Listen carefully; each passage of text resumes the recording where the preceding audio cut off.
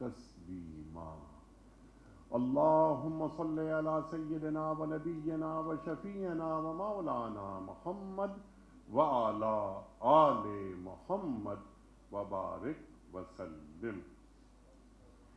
هل يستوي الذين يعلمون والذين لا يعلمون۔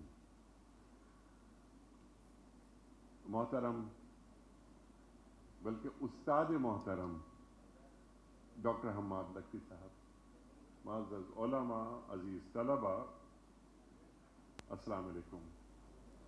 مجھے ہمیشہ خوشی ہوتی ہے جب بھی میں کسی جامعہ میں جاتا ہوں، کسی مدرسے میں جاتا ہوں، طلباء سے خطاب کرتا ہوں، اساتذہ سے کچھ گفتگو ہوتی ہے،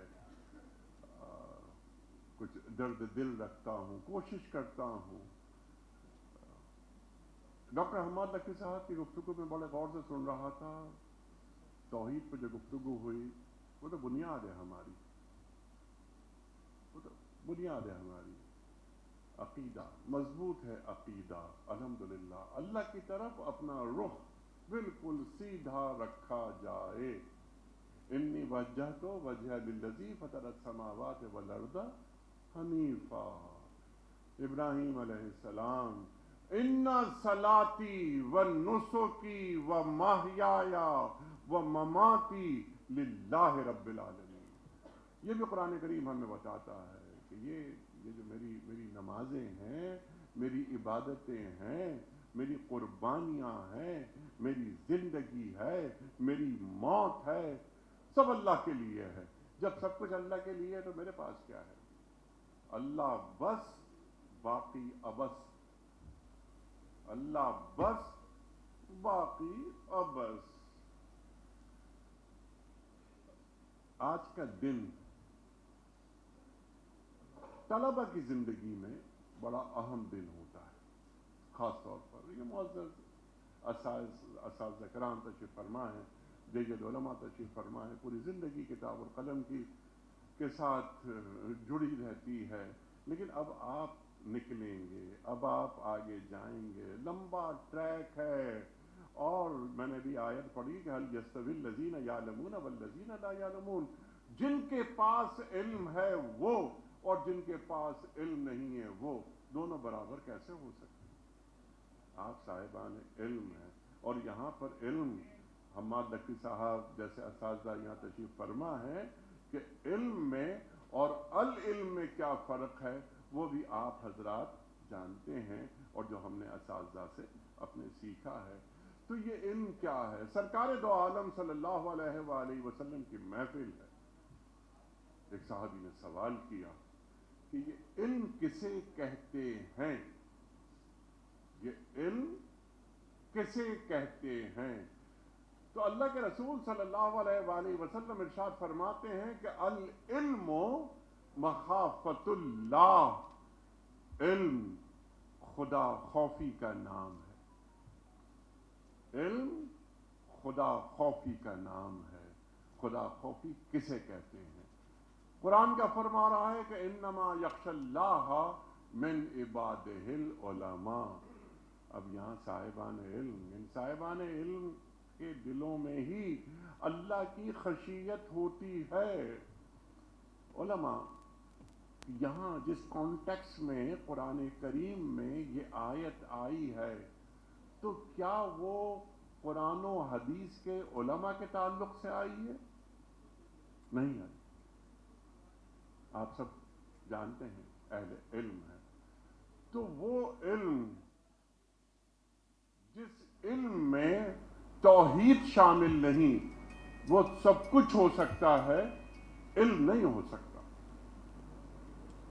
اقبال کا ایک جملہ مجھے بار بار یاد آتا ہے، زبردست جملہ، کہ ہر مسلمان کو چاہیے کہ وہ دنیا کے ہر علم کو مسلمان کرے۔ ہر مسلمان کے لیے ضروری ہے کہ دنیا کے ہر علم کو مسلمان کرے۔ اقبال فرماتے ہیں کہ سرکار دو عالم صلی اللہ علیہ وآلہ وسلم کی آمد عہد قدیم کا خاتمہ اور عہد جدید کا آغاز ہے۔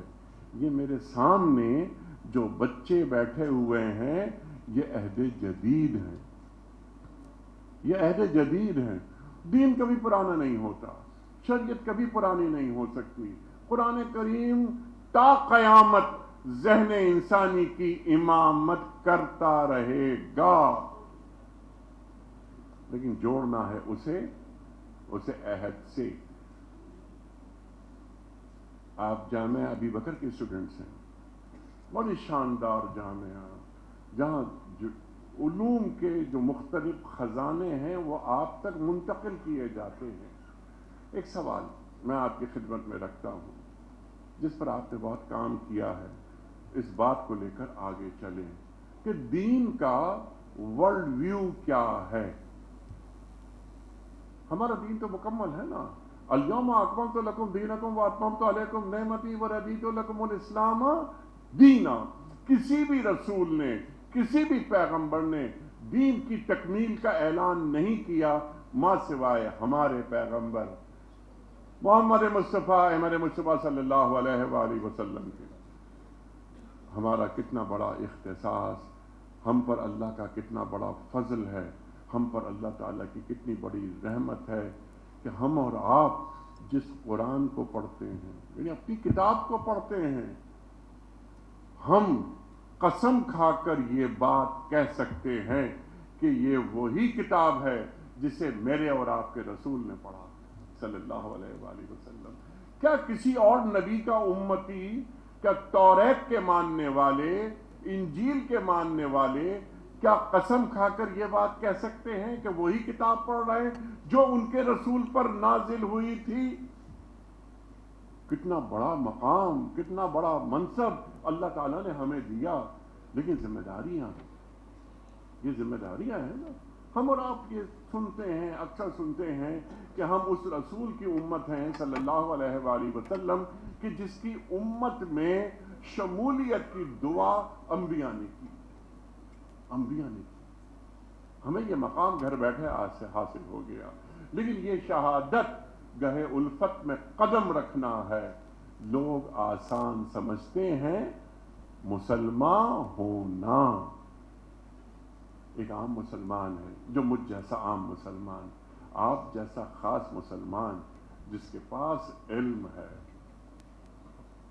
یہ کائنات, اسے تسخیر کرنے کی دعوت قرآن کریم دیتا ہے. کائنات کو تسخیر کیسے کیا جاتا ہے, اس دنیا کو دین کا خادم کیسے بنایا جاتا ہے. سمپل, اس دنیا کو دین کا خادم کیسے بنایا جاتا ہے. دین حال کا امر کیسے بنتا ہے, دین حال کا امر کیسے بنتا ہے. میری مخاطبت معزز علماء سے نہیں ہو رہی, یہ سب میرے استاد ہیں, میں مخاطبت صرف آپ سے کر رہا ہوں جو میرا مستقبل ہیں, جو میرا مستقبل ہیں, جنہیں میں 20 سال بعد کسی بلند مقام پہ دیکھتا ہوں, جنہیں میں 40 سال بعد. یہ دنیا آگے چلتی رہتی ہے. جیسے میں نے ابھی عرض کیا, دین پرانا نہیں ہوتا, شریعت پرانی نہیں ہوتی, قرآن پرانا نہیں ہوتا. 40 برس کے بعد یہ دنیا تبدیل ہو, مستقل. اقبال کہتے ہیں نا کہ یہ کائنات ابھی ناتمام ہے شاید کہ آ رہی ہے دمادم صدائے کن فیکون, کل یوم ہوا فی شان. اللہ سورہ رحمان میں فرما رہا ہے مسلمان عہد حاضر کے مسائل سے آگے کھڑا ہوتا ہے. ایک مسلمان ایک عام مسلمان نہیں ہوتا, وہ لیڈر ہوتا ہے. بہت سارے لیڈر, مستقبل کے لیڈر اس ہال میں بیٹھے ہیں کہ جن سے میں مخاطبت کر رہا ہوں. یہ لیڈر ہیں, دنیا کو لیڈ کریں گے. آج کے چند بڑے مسائل, اکنامکس. قرآن 1400 سال پہلے قرآن کیا فرما رہا ہے, کیلا یکون دولتم بین الاغنیاء منکم. گورننس. اب اس پہ ایک ایک موضوع پر ہم گھنٹوں بات کر سکتے ہیں, ایک ایک موضوع پر. اکنامکس کی میں نے بات کی, گورننس کی بات ذرا بعد میں کرتے ہیں. آج دنیا بھر میں پاکستان کی بات کرتے ہیں، کراچی سے خیبر تک معیشت کتنا بڑا مسئلہ بنا ہوا ہے، غربت کی سطح بڑھتی جا رہی ہے۔ کیا اللہ اور اللہ کے رسول صلی اللہ علیہ وآلہ وسلم اپنی امت کو غریب اور مسکین اور مفلس دیکھنا پسند کر سکتے ہیں؟ نہیں کر سکتے۔ اس کا مطلب یہ ہے کہ دین کے پاس تمام مسائل کا حل موجود ہے۔ جو دین کو پیش کر رہے ہیں ہم اور آپ، ان میں کہیں خامی ہے، اور تمام کام ہمارے اسلاف نے کر کے دکھا دیا۔ زکوٰۃ لینے والے نہیں ملتے تھے، یہ اساتذہ سے پوچھیں، یہ بتائیں گے ہمیں دین ایک انسان کے مقام کو کتنا بلند کر دیتا ہے۔ لقد کرمنا بنی آدم کسے کہتے ہیں؟ اور یہاں بنی آدم کی بات ہو رہی ہے، صرف مسلمان کی بات نہیں ہو رہی ہے، ایمان کی بات نہیں ہو رہی ہے۔ چند بڑے کام ہیں، ان تمام علوم کو مسلمان کیا جائے، ان تمام علوم میں توحید شامل کی جائے۔ توحید کی بات ہوئی اور اللہ اکبر کی صدا بلند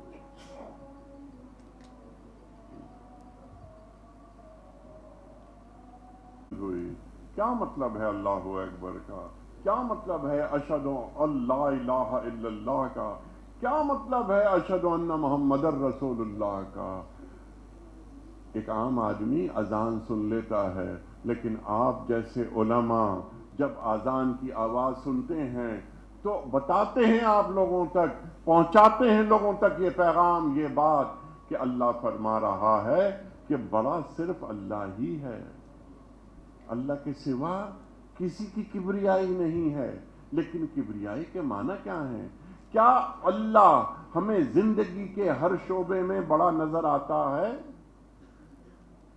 اشہد ان لا الہ الا اللہ، میں گواہی دیتا ہوں کہ اللہ کے سوا کوئی معبود نہیں۔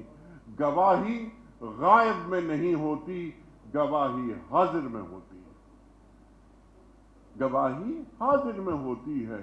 کیا ہم یا ایھا الذین آمنوا لما تقولون ما لا تفعلون کبر مقتا عند اللہ ان تقولوا ما لا تفعلون، کیا ہمارے قول اور فعل میں ہم آہنگی ہو رہی ہے، یا محض ایک عقیدے کی بنیاد پر ہم آگے بڑھ رہے ہیں؟ کسی غلط سمت کی طرف دوڑنے سے بہتر یہ ہے کہ آدمی صحیح سمت کی طرف رخ کر کے کھڑا رہے۔ اللہ کو اللہ سے کیسے مانگا جاتا ہے؟ اے اللہ، میں تیری طرف آنا چاہتا ہوں، میں تجھے اپنانا چاہتا ہوں، میں تیرے ساتھ رہنا چاہتا ہوں۔ اللہ کے ساتھ زندگی کیسے گزاری جاتی ہے؟ اللہ کے ساتھ زندگی کیسے گزاری جاتی ہے؟ قرآن کریم کی آیت ہم سب پڑھتے ہیں کہ الیس اللہ بکاف عبدہ، اور یہاں سوال بنایا اللہ تعالیٰ نے۔ اللہ یہ بھی کہہ سکتا تھا کہ اللہ بندے کے لیے کافی ہے، الیس اللہ بکاف عبدہ، کہ کیا اللہ بندے کے لیے کافی نہیں ہے؟ کروڈ الفاظ میں اگر کہا جائے کہ اللہ تعالیٰ ہمیں غیرت دلا رہا ہے کہ میں تمہارے لیے کافی ہوں۔ بھروسہ کر نہیں سکتے غلاموں کی بصیرت پر کہ دنیا میں فقط مردان حر کی آنکھیں بینا۔ وہ مرد حر جو انسان پیدا ہوتا ہے، وہ انسان جو دین پیدا کرتا ہے، جو دین پیدا کرتا ہے۔ جب لا الہ الا اللہ محمد الرسول اللہ ہم پڑھتے ہیں تو ہم تمام غلاموں سے اور تمام غلامیوں سے آزاد ہو جاتے ہیں۔ میرا مالک صرف اللہ، اللہ اور اللہ ہے۔ اسی حوالے سے اشہد ان محمد رسول اللہ، میں گواہی دیتا ہوں کہ محمد صلی اللہ علیہ وآلہ وسلم اللہ کے رسول ہیں۔ آج بات ہوتی ہے ختم نبوت کے حوالے سے، نئے نئے شوشے چھوڑے جاتے ہیں، طے شدہ معاملہ ہے، ختم نبوت پہ گفتگو نہیں ہو سکتی۔ ما کان محمد ابا احد من رجالکم ولکن رسول اللہ و خاتم النبیین۔ کیا یہ موضوع گفتگو میں بھی آنا چاہیے یا آ سکتا ہے؟ یہ ہمارا عقیدہ ہے، بنیادی عقیدہ۔ اب سوال یہ ہے، ختم نبوت ہو گئی، کار نبوت باقی ہے۔ وہ کار نبوت، یا ایھا الرسول بلغ ما انزل الیک من ربک، تو وہ جو نازل ہو رہا ہے اس کا ابلاغ کر دیا جائے۔